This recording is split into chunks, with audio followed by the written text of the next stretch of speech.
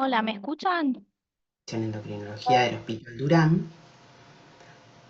Antes que nada quisiera agradecer a los organizadores por la invitación y yo voy a hablar sobre tratamiento médico del hipertiroidismo en la enfermedad de Graves.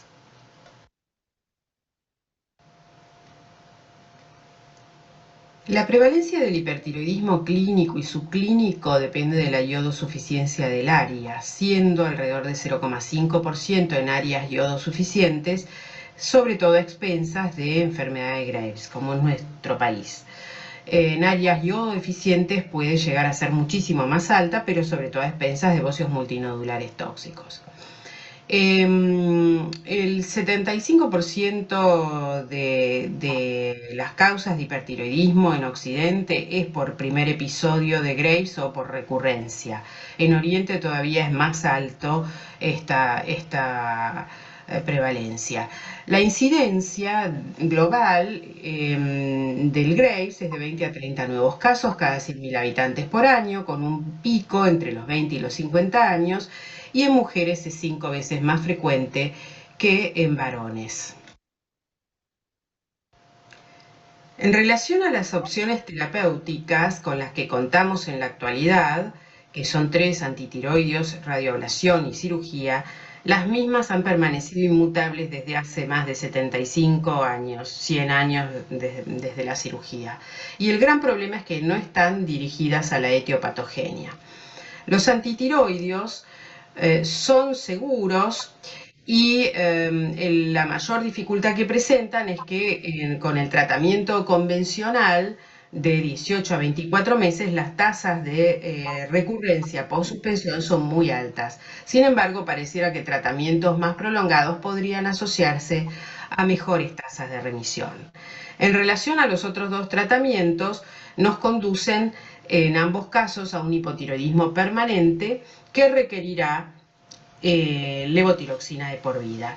Sin embargo, bueno, el yodo radiactivo sabemos que también es una terapia segura, pero que puede agravar la oftalmopatía, sobre todo en varones fumadores, y que la elevación de los anticuerpos posablación puede llegar a ser muy prolongada. Y para la cirugía necesitamos contar con cirujanos expertos y con gran volumen en su experiencia.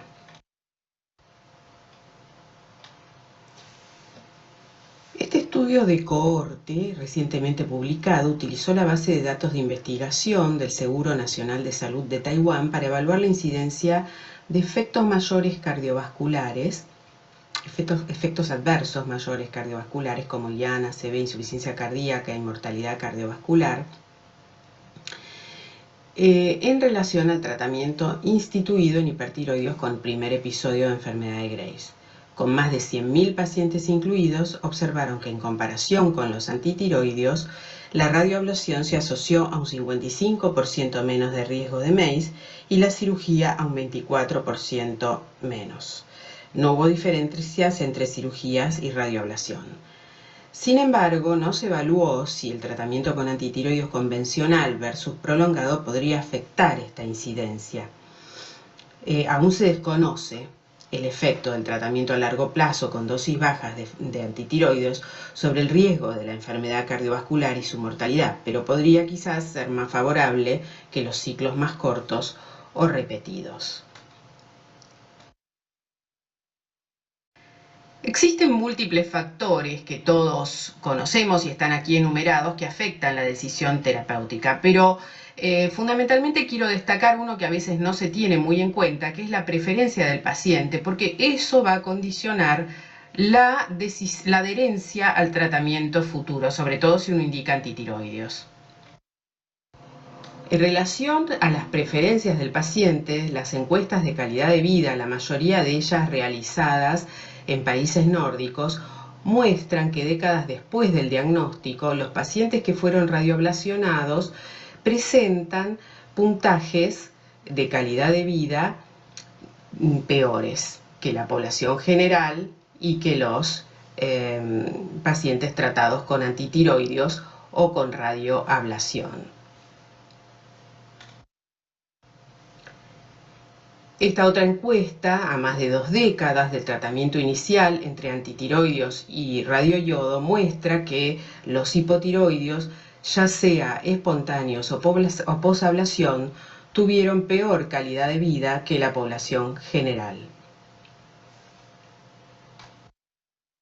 En los últimos años vienen observándose cambios en el fenotipo clínico y también una menor incidencia de la enfermedad de Graves. Este metaanálisis italiano tuvo como objetivo evaluar el cambio del fenotipo del Graves entre finales del siglo XX y principios del XXI. Para ello compararon pacientes de estudios publicados entre el 80 y el 2000 y entre el 2000 y el 2017. Ambas poblaciones demográficamente eran iguales. En cambio, las medias de las hormonas libres, la prevalencia y el volumen del bocio y la presencia de oftalmopatía fueron mayores en el grupo pre-2000. En cambio, la prevalencia de TRAB, como es de esperar, dada la mayor sensibilidad de los ensayos actuales, fue mayor en el grupo post-2000. En el análisis de metaregresión observaron una tendencia de los pacientes a presentarse a mayores edades en las últimas décadas y a una progresiva reducción significativa a lo largo de los años de la T4 libre y de la prevalencia y tamaño del bocio. Este estudio confirma un fenotipo al momento del diagnóstico actualmente más leve y los autores postulan que ello podría estar relacionado con la iodoprofilaxis, las restricciones actuales contra el tabaquismo y a una mayor suplementación de micronutrientes. Así como también a priori uno podría decir que un diagnóstico y un tratamiento más temprano podría estar relacionado, aunque el hecho de que se presente a mayor edad actualmente refuta un poco esta última hipótesis.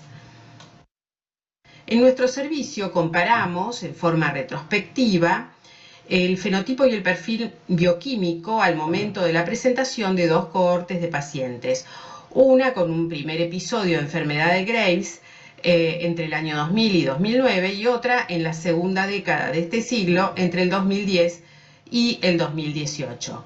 Solamente resultó significativo el volumen del bocio y las captaciones, que fueron menores en los pacientes de la segunda década.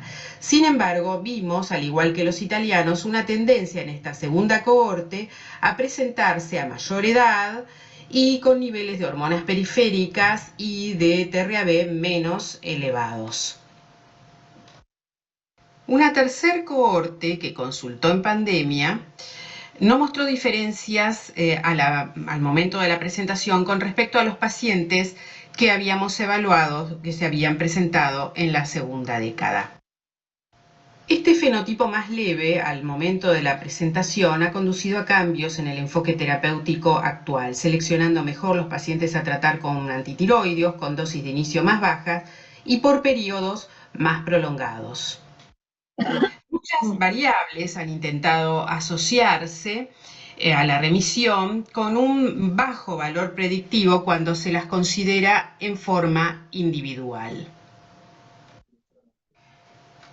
En el año 2016, el doctor Bierzinga diseña un modelo predictivo para cálculo de riesgo de recurrencia pretratamiento en base a un RCT prospectivo multicéntrico donde se analizaron distintos predictores de riesgo en pacientes vírgenes de tratamiento. El score se basó en parámetros clínicos que fueron predictores independientes de recurrencia, ampliándolo luego sumándole predictores genéticos. En base a la tasa de recurrencia, clasificaron a los pacientes en distintas clases de riesgo, siendo la más alta la tasa de mayor riesgo.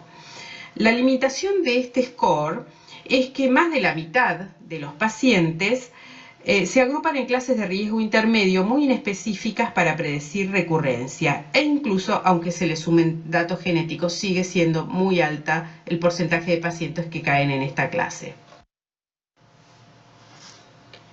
El objetivo de este otro estudio retrospectivo japonés fue investigar la relación entre la severidad y el pronóstico de la enfermedad de Graves en relación a la edad y el sexo. Y para ello estratificaron a más de 21.000 pacientes por sexo y según décadas de edad. En cuanto a la severidad del hipertiroidismo, las hormonas libres y los TRAB basales disminuyen significativamente con la edad incluso luego de estratificarlos por sexo. En cuanto al tamaño del bocio, el mismo disminuye, pero se hace significativa esta disminución recién en varones y a partir de los 50 años. La media de T3 y de T4 libre fue significativamente más alta en hombres jóvenes entre los 20 y los 30 años, y en cambio los TRAB no mostraron diferencia significativa entre sexos. El volumen tiroideo, como dije antes, fue significativamente mayor en los varones que en las mujeres en todas las edades. Por lo tanto, se infiere de este trabajo que la severidad del hipertiroidismo disminuye con la edad y es mayor en los varones jóvenes.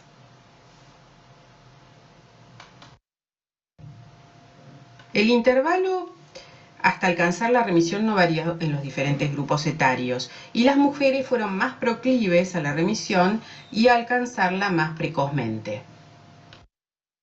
En la cohorte de pacientes que mostré antes, que nos consultaron en la segunda década de este siglo, el 44% tuvo una remisión inicial definida como una remisión sostenida más de un año luego de la suspensión de los antitiroideos. Un 20% logró sostener el eutiroidismo más de un año sin fluctuaciones, con dosis mínimas de MMI de menores a 2,5 miligramos días, y un 36% resultó persistente, ya sea definido como la necesidad de utilizar dosis más altas de 2,5 miligramos para mantener el eutiroidismo o que recurrieron antes del año luego de suspender el antitiroideo. De los 37 que alcanzaron la remisión inicial, un 78% la mantuvo al final del seguimiento. Sin embargo, un 22% de estos pacientes, a pesar de haber alcanzado una remisión inicial, recurrieron a largo plazo después del año. No hubo diferencias significativas entre los persistentes y los otros dos grupos en relación ni a sexo, edad, volumen tiroideo o prevalencia de tabaquismo o de oftalmopatía infiltrativa. Pero los pacientes del grupo de remisión inicial tuvieron niveles significativamente más bajos de captaciones, de hormonas, y veces que estaban aumentados por encima del límite superior de lo normal, los TRAB. Los pacientes persistentes tuvieron más del doble de dosis acumulada de MMI que los pacientes con remisión inicial, pero también con respecto a los pacientes que se los mantuvieron eutiroideos con dosis mínimas de MMI, a pesar de que el tiempo de tratamiento entre estos dos grupos fue el mismo.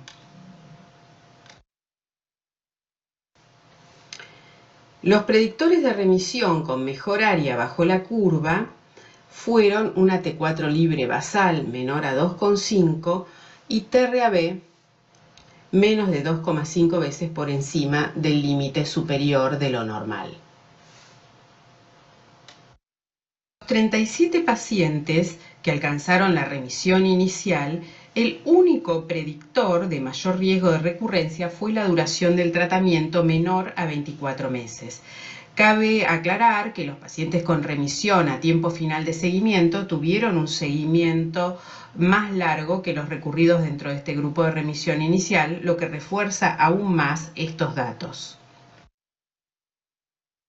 Coincidiendo en parte con lo observado por nosotros, este trabajo multicéntrico coreano retrospectivo muestra que cuanto más se prolonga el tiempo de tratamiento con antitiroideos, menor es la tasa de recurrencia en pacientes con enfermedad de Graves. A más de 6 años de tratamiento hay un 19% de recurrencia. Y esto nos introduce en lo que ha dado en llamarse tratamiento prolongado. O sea, tratamientos con metimazol por más de 24 meses. No está indicado el PTU en este tipo de tratamientos. El interés en el tratamiento a largo plazo con antitiroideos ha crecido durante las últimas 2 décadas recién, porque empiezan a aparecer estudios con una eficacia inesperada tanto en niños como en adultos. Este metaanálisis reportó una tasa de remisión del 57% con tratamiento prolongado con MMI, 61% en adultos y 53% en niños. Sin embargo, la tasa de remisión aumentó un 16% por cada año de tratamiento adicional, sin ser una verdadera correlación lineal. La metaregresión reveló además que fumar tuvo un efecto reductor en las tasas de remisión. En cuanto a la seguridad del tratamiento, una revisión sistemática de ensayos publicados entre el año 50 y noviembre del 2018 en pacientes tratados por más de 18 meses con MMI, solo 15 de 1.660 tuvieron complicaciones graves y 14 de esas 15 fueron durante los primeros 12 meses de tratamiento y más frecuentes en niños y con dosis más elevadas. Este trabajo retrospectivo del grupo de Campinas muestra que los antitiroideos a largo plazo mantienen el eutiroidismo con complicaciones mínimas y buena calidad de vida. Se evaluaron 238 pacientes con recurrencia del hipertiroidismo luego de 12 a 24 meses de tratamiento con MMI. A 114 se les indicó radioyodo cuando recurrieron y los restantes continuaron con MMI en dosis de 2,5 a 7 miligramos día. Tuvieron un seguimiento de casi 7 años y no se reportaron efectos adversos a lo largo de la observación. Y lo que es interesante de este trabajo, que ellos observaron que el porcentaje de pacientes eutiroideos en los distintos momentos del seguimiento siempre fue mayor en los que recibían antitiroideos que en los que habían sido radioablacionados y estaban tratados con levotiroxina. El CAS de la oftalmopatía, al igual que el peso, también empeoró más en los que habían recibido radioyodo, y en cuanto a la calidad de vida no hubo diferencias significativas. Actualmente este grupo acaba de publicar una encuesta entre más de 500 endocrinólogos brasileños donde el 95% siguen eligiendo el MMI como tratamiento inicial, pero aún el 60% continúa indicando radioyodo en la recurrencia. Y son muy pocos los endocrinólogos en Brasil que adhieren al uso del tratamiento prolongado con antitiroideos por más de 24 meses.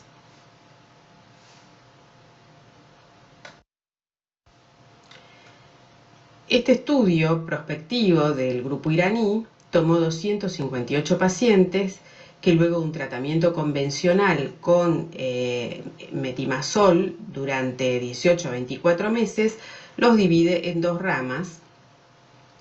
Una a quienes le suspende el MMI luego del tratamiento convencional y otra que continúa MMI por 5 a 10 años en dosis bajas de 2,5 a 7,5 miligramos. A posteriori de la suspensión, en todos los pacientes se realizó un seguimiento durante 4 años. La tasa de recurrencia del 53% con tratamiento convencional fue mucho mayor que la del 15% observada con el tratamiento prolongado. También se observa que la incidencia acumulada de recaída no solamente es mayor, sino que también es más precoz en los pacientes tratados convencionalmente que en los pacientes con tratamiento prolongado. El objetivo de este otro estudio, que es la extensión de un trial iraní en curso con MMI a largo plazo, fue comparar la función tiroidea en 32 pacientes que optaron por suspender el MMI luego de más de una década de tratamiento versus 27 pacientes que prefirieron continuarlo durante 24 años. Todos los pacientes tienen un seguimiento adicional de 6 años. El grupo que optó por continuar el MMI hasta 24 años, en ellos ningún paciente tuvo la TSH suprimida a partir del 7º año de tratamiento y los TRAB también se mantuvieron indetectables. La dosis media para sostener este tratamiento fue de 2,8 miligramos por día. Por otra parte, la tasa acumulada de recaída fue mayor en los pacientes que suspendieron el tratamiento, donde fue de un 19%, versus en los que lo continuaron. Este retrospectivo japonés, con más de 500 pacientes tratados con MMI más de 5 años, analizó la tasa de remisión según los cambios de TRAB a lo largo del tiempo. Y vemos cómo el 21% de los pacientes no logra negativizar nunca los TRAB en los primeros 5 años de tratamientos, y en ese grupo solo remite alrededor de un 20%.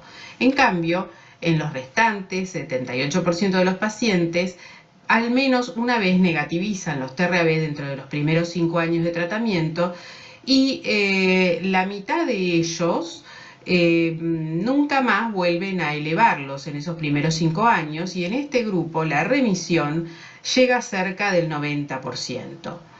Por lo tanto, una conclusión de este trabajo es que el pronóstico es mejor si los anticuerpos desaparecen dentro de los primeros 5 años sin fluctuaciones, y dado que los factores predictivos de remisión pretratamiento son muy inespecíficos, ellos sugieren sostener al menos 5 años el tratamiento con MMI antes de indicar una terapia ablativa a fin de evitar el hipotiroidismo permanente.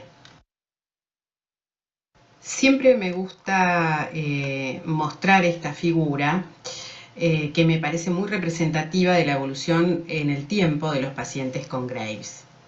Teniendo en cuenta que el responsable de generar el hipertiroidismo es el TRAB, la tendencia de sus niveles en el tiempo nos da una pauta de los diferentes tipos de pacientes que vamos a enfrentar y su chance de remisión con antitiroideos.